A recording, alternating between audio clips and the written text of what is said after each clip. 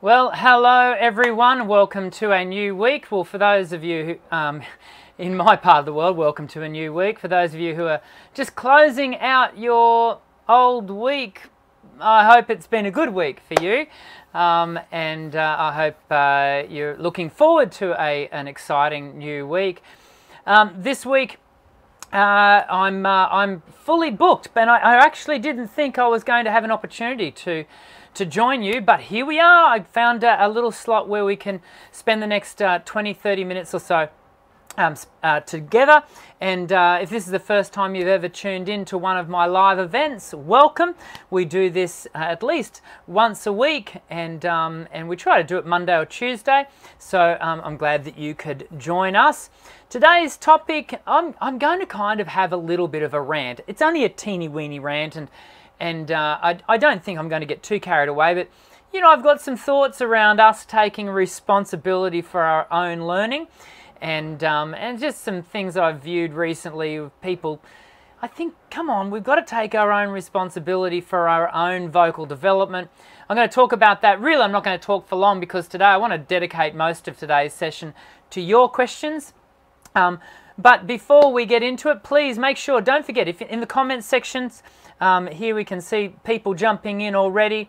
In the comments sections, don't forget to place your questions. If you've got questions about voice, technique, vocal health, a whole range of things. Again, for those of you who don't know me, I'm a singing voice specialist here in Australia, based in Brisbane, and I do jump on here and love to answer your questions. That's a big part of these live events. So without further ado, let's get ourselves into it. I jump over here and press this button. Sound check. Check 1, check 2.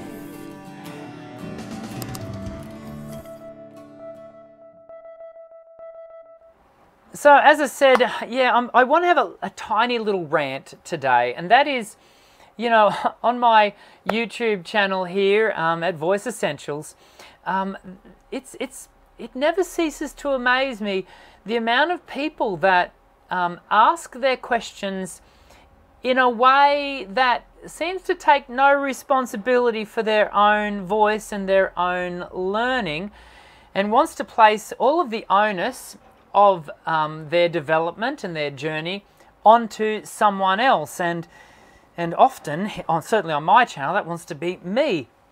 Let me state it very clearly. I cannot learn voice for you. I cannot learn voice for anyone else. The only person that I can learn for is me. My job as a singing voice specialist, a singing teacher, is to come alongside others and join them on their journey and help to guide, encourage, and to coach their development. At the end of the day, it's all about their development. In psychology, we talk about, not we, because I'm not a psychologist, but they talk about the difference between an intrinsic locus of control and an extrinsic locus of control. And one of the ways we can describe that is an extrinsic locus of control. Let's just say you're running late. You're running late on a morning, but you've got to catch a bus, and so you're running late. You're running towards the bus, and the bus driver, having seen you, just takes off anyway, and you get all furious because, you know, the bus should have waited. You know, the schedule, you know, it comes too early anyway, and actually you look down at your watch and the bus driver was 3 minutes early, and so, you know, it's all the bus driver's fault. That is an extrinsic locus of control. You are blaming externally the circumstance and not taking responsibility. An intrinsic response, the intrinsic locus of control, same scenario. You're running late. You get to the bus, you see the bus driver sees you, and the bus driver pulls out and takes off and leaves you stranded, you know, having to wait for the next bus to come. An intrinsic locus of control response simply says, do you know what? I should have been here 5 minutes earlier. It's my fault that I'm running late. I need to be better prepared and be at the bus stop in time. That is an intrinsic locus of control. That's a very simple scenario, but I think it conveys the message. At the end of the day, you have to take responsibility for your own actions. And I have heard it stated by a psychologist that in fact it has been shown that whilst around about 2/3 of people do live with an extrinsic locus of control, where they blame external factors, those that are happiest in life have an intrinsic locus of control, about 33% of the population, and they're happier because they're not buffeted by every circumstance. They're able to ground and own their own destiny. And that's what we need to do with our vocal development. You know, here on the Voice Essentials channel, there's over 250, I think we're up to nearly 270 Learn to Sing videos. Now, at the end of the day, all of the videos are free. I do them, I stop short of saying out of the goodness of my own heart. It is a part of my business, but I do enjoy doing them, and they're free. But at the end of the day, they're not designed to be the total picture of your vocal development, and neither should they be. And so, you know, when I get comments on the channel sort of saying, you know, I didn't do this on a video or I didn't do that, I do often go, come on, that's an extrinsic locus of control. It's not my fault that I didn't put something into a video that you feel I should have. Not you, of course, many of you who are watching this right now. Many of my loyal subscribers who I love and love interacting with. But ultimately, we've got to take responsibility for our own vocal development. And if that means you need to save some money to have private tuition, not necessarily with me, but with someone that you can trust and see your vocal development happen, then you should do that. Take responsibility. If that means spending a few dollars and download my... I went over there. It's actually over there, isn't it? Oh, up there. And spend a few dollars and download my exercise CD, then take responsibility. Spend a few dollars. Start workshopping your voice and see it as your responsibility to develop your voice. Yes, if you pay someone, a voice teacher, to come alongside you and to help you develop, then they then too join in that responsibility. But at the end of the day, if you're not developing, then it is not someone else's responsibility to develop you. It's yours, and you need to continue to be the master of your own destiny. And yeah, so as I said, it's a little tiny rant. There are no shortcuts. My videos are not a shortcut to your vocal development. And no one else's videos on YouTube are a shortcut to your development. If you are looking for shortcuts, I would probably say that you've got an extrinsic locus of control approach to your vocal journey. Be prepared to take the long road. The journey has too much to teach you. You've heard me say this before on the channel. The journey has too much to teach you. Don't circumnavigate it. Take responsibility for your own learning and enjoy the journey. And that's the beauty of an intrinsic locus of control, is that you maintain a sense of pragmatic destiny. You know, there are many things in life that we can't control, but equally what we can do is manage our own response to external factors. Little tiny rant today to kick off, but as I said, I do want to get into mostly discussing your questions and your Q&A, and I've got a little video entrance as we get into that today.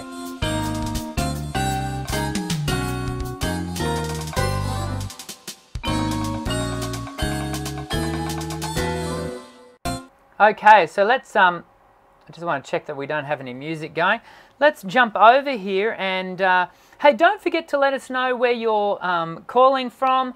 That was kind of a bit of a radiothon kind of thing. Don't forget to let us know where you're from. Don't forget to let us know what the weather's like, and we're at the change of season for everyone. Here in Brisbane, Australia, we are heading into our warmer months. and already today was going to peak out at 31 degrees, and it's only the 4th day of spring, so fingers crossed that it's not going to be too hot during summer this year. And of course, if you're in the Northern Hemisphere, you're heading into your autumn.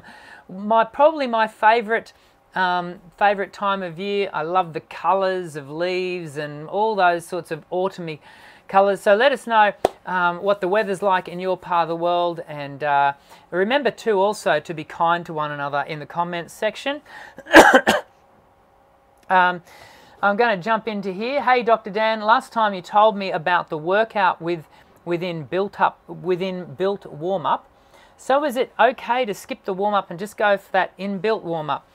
It is only if you are workshopping the voice. So you're allowing the workshop the working of the voice to be the inbuilt warm-up. It's not okay to skip the warm-up if the warm-up is specifically for a gig. And so it's just managing what the circumstance is and what the workout required is. Gavin wants to be trained in SLS. That's interesting, Gavin. I don't know why you would want that. SLS had its place in history, but certainly we've learned a lot more than speech level singing currently provides. And so I'd be encouraging you to open your view to other ideas. And I do have a video where I talk about speech level singing, and you can certainly not dissing on it. It had a wonderful place in the development of contemporary pedagogy, and it needs to receive the respect and honour that it deserves. But certainly there's more to our understanding about voice goes beyond what SLS gave us at the time, which is sort of the 70s and 80s really. As you can hear, I've still got this, for those of you who are watching last week, I've still got this carryover fluey, gunky thing, and it's still left me with this ongoing cough. So excuse my intermittent coughs. They're getting fewer and further between, fortunately. Maxic, I have a question. People tell me I sing with my throat too much, but I should be singing from my stomach. How does that work? Okay, good question, Maxic. There is some misleading information in amongst what tends to be sort of common vernacular around singing and learning to sing. When we talk about singing from the throat, often we're referring to, certainly I don't use this language, but people might be referring to the idea that you're tending to be what someone like myself would refer to it as being laryngeally focused, that all of the work and stress and muscular work is happening here, and therefore there's some constriction. It may have some tongue root tension activated, and so the tongue is retracting into the throat. Your pharyngeal constrictors are all tight, and so that can leave you sounding, quite tight. When we talk about singing from the stomach, well, you can't sing from the stomach. Ultimately, your vocal folds sit here. They run parallel to the ground pretty much, and they're oscillating, and that's where your sound source is, there. But when we talk about singing from the stomach, what people really mean is they're referring to the idea that you have good sense of breath management through the abdominals and obliques, and that there's a good sense of steady airflow being fueled through the larynx. And so, and that, to some extent, not totally, but to some extent, reduces the amount of effort that the larynx is placed under in order to create sound. That's what I would dare say people are saying. And so we certainly don't want to use the language like, for example, come on, you need to sing from the diaphragm, and certainly not sing from the stomach. We don't sing from the diaphragm. We don't sing from the stomach. Your sound is created here, and it travels up and through the vocal tract. But we do have to bring online that abdominal structure and the obliques, so that you are managing the entire instrument. You are not just a larynx. Your voice is not your larynx. Your voice is your entire instrument. Top of your head to the bottom of your feet. And we want all of you to be involved in that process. Jumping back over. Learning is not the product of teaching. Here's a great, so for those of you who don't know Karen, Karen has a great channel over at Singwise, and you should all go and check it out. Learning is not the product of teaching. Learning is the product of the activity of learners. Love it. Exactly what we're saying. And might I add to that, this is about the process, not the product. And it is, and I'm constantly directing my students to the process. Yes, do I want you to sing better notes? Yes. Do I want you to enjoy the performance? Yes. But more importantly, I want you to enjoy the journey. You know, singing should not be laborious. If singing is a hard journey for you, then I'd encourage you to explore other pastimes or other vocational pursuits. Singing shouldn't be something that's, you know, just purely hard work. And that's a great quote, Karen. Thanks for sharing that. Okay, I'm going to move down here. Oh, Osgray, we haven't seen you for a while, mate. Nice to see you joining us today. We've only got a few people on so far. Here in South Ontario, this is from Bree, just down here, you can see. Here in southern Ontario, Canada, we're heading into autumn. The weather turned colder really fast, which has caused me to get sick. With my asthma, I usually get sick when it gets cold, so I can't sing. Now, I know you're only making a comment there, Bree, about, you know, the weather. It does raise an interesting point, and that is, it's often at this time of year, let me just come back over here. It's often at this time of year what we would refer to as the turn of seasons, that people are susceptible to becoming sick and getting unwell. I do not know why that is, and I'm sure there are virologists and immunologists who could give us some learning around that space. But certainly this tends to be the time of year that we all need to be really mindful. It's typically as the season turns, and if you get really abrupt changes in temperature, typically more so going from hot to cold, then you've got to be really mindful of that and be looking after your voice, be thinking about your hydration levels. And for those of you who are heading into your colder months in the US and in other northern hemisphere countries, I would be encouraging you to be mindful of your hydration levels. It's very easy as the warmer temperatures, you know, are lessened, that we kind of come off our hydration, where in fact the air can start to become quite dry as a result of the colder temps, and you in fact really do need to maintain that hydration level. So something to be mindful of as we head into our colder months. Well, you guys head into your colder months. We're heading into our warmer months by virtue of 31 degrees today. So we will definitely have to be mindful of our hydration levels. Okay. I'm just coming back here. I found, Osgray is asking, I found that when I did warm up, I would get tired much faster, although I'm always quiet for most of the day before I start singing. Osgray, I would draw your attention to how are you warming up? Are you over warming up? Remember, warming up is simply think of it as a good friend of mine, Victoria Rubin, who is now a psychologist who works with, I'm not sure whether she's a trained psychologist or a trained counsellor, but nonetheless, she was a singing teacher and she went down the road of counselling and psychology. And she often referred to warm-ups. Her term was tone-ups. She was thinking about it from a muscular toning point of view. And you can't overtone. If you overdo the voice and overwork, and we talked about this in our last week's live cross, if you overdo it, then you're going to, the voice will just get a really, you're overdoing it. I'm lost for words. So be careful there. Your warm-up, if you're preparing for a gig, should only be about 15 minutes. And then also, when you then get into the gig, don't over overdo the first number of songs. Let the voice continue to tone.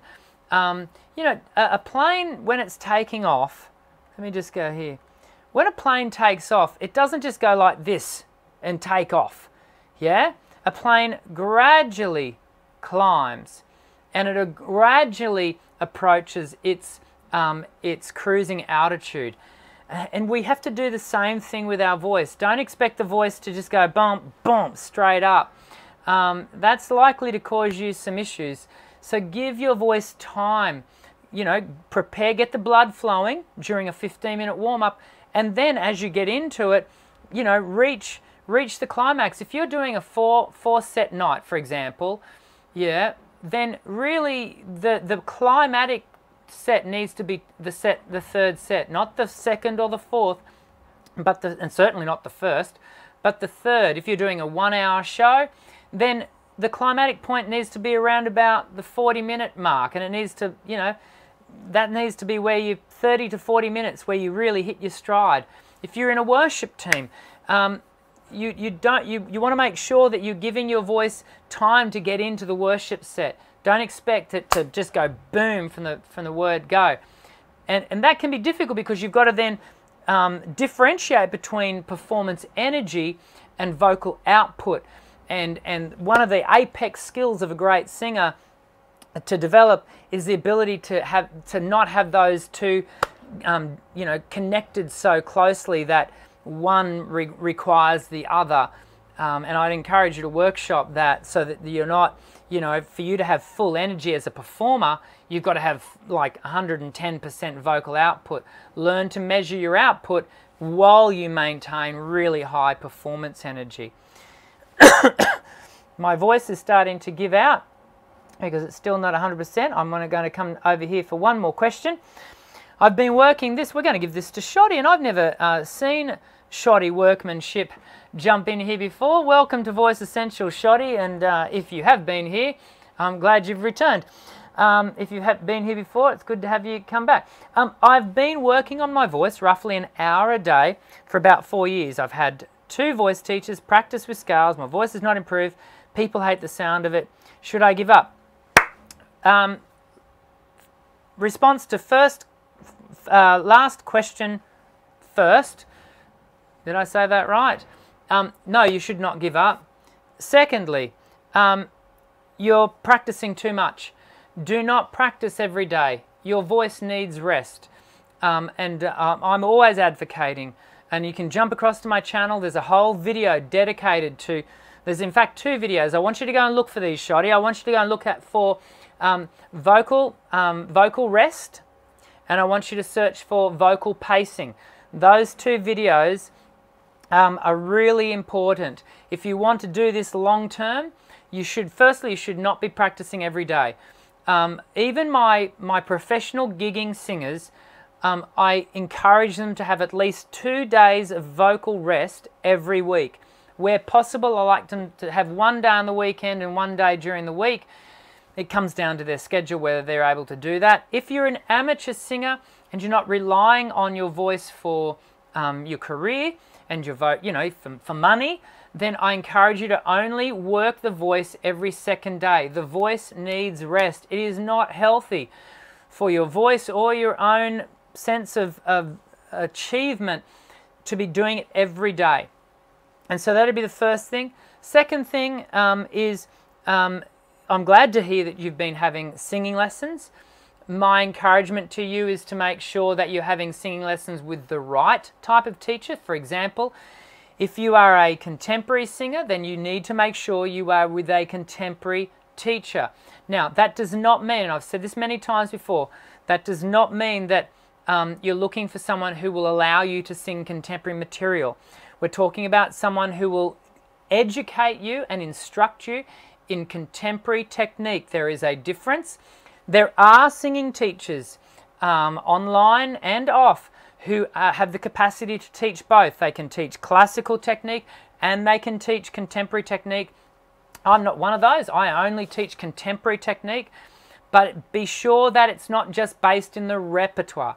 Make sure that you are finding a singing teacher who knows the difference between the two techniques and will fashion your lessons accordingly and who will, you know, workshop with you. And you want the lessons not to just be based around songs. You don't want, you know, if there's a great little saying, Shoddy, if you always do what you've always done, you'll always get what you've always got. Lessons that are based around singing songs have their place in the sense that they will help you to develop vocal style. However, they will not, generally speaking, develop your technique, which should be the underpinning of good voice, good singing. You want a teacher who will really get to the nitty-gritty of your technique. If you just come in and sing songs, for the most part, you're just going to get what you've always got. You're just going to sing songs and it will be the same and you'll have learnt another song. Congratulations, you probably won't have improved because the voice is still using all of the poor skills that it's had before to try and do that song. Now, that's not to say you won't develop it all, but you'll develop slowly. And so I would really encourage you to find a teacher. Maybe think back, what did those two teachers do? And find a teacher who, you know, will help you to work the voice. The other thing too is to know that not every teacher is suited to every student. And over the years, I can fortunately, there's not many that fall into this category, but there have been a number of students that have graced the studio here at Djarts, and we just haven't connected. There's been, for what, a personality clash. It can be a whole range of factors, and I'm not seeking to blame the student. It may well have been my fault that we didn't connect, but we didn't. And for that reason, I've been given to saying to that client, if they haven't said it before I get to them, to say, look, this is not happening. We're not gelling. I want to see you developing your voice. Can I encourage you to find a different teacher who you think you'll resonate with? And because at the end of the day, my job is to see my students improve. And if that means me saying goodbye to that student so that they go and have lessons with someone who they will improve with, because with me, we're not really getting anywhere, then that's what they need to do. And that's what I'd be saying to you, Shoddy.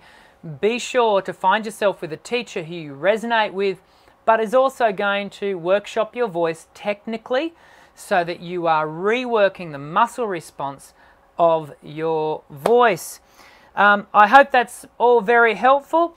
I am going to call it a day today. My voice is still not up to scratch, and I need to now go and rest it. If this is the first time you've ever joined us here at Voice Essentials for a live viewing, then welcome. I'm glad you were able to stick around until the end of the video. If you're watching this after the fact, you can be notified of my live events by, firstly, you've got to subscribe to the channel, and then secondly, you need to hit that white bell icon next to the subscribe button so that our YouTube will notify you. It's the only way you'll find out that I'm going live, and you can join all of these fabulous people. Look at this. These are all of my all of the people that I love hanging out with every time we get together here at Voice Essentials live events, and there's a lot of very familiar faces in there. Thank you everyone for joining me for another day. I hope to see you next week, maybe even sooner. Maybe we'll get together later in the week, I don't know. Of course, I've got a new pre-record video going live on Wednesday. Keep an eye out for that. We're talking about puberty, adolescent voice this week. It's detailed, it's dense, and I want you to really dive into that and watch the whole video so that you learn more about the adolescent voice and what's going on with that, etc., etc. I hope you'll tune in then. But as always, I'll finish off for now. My name is Dr. Dan. Sing well.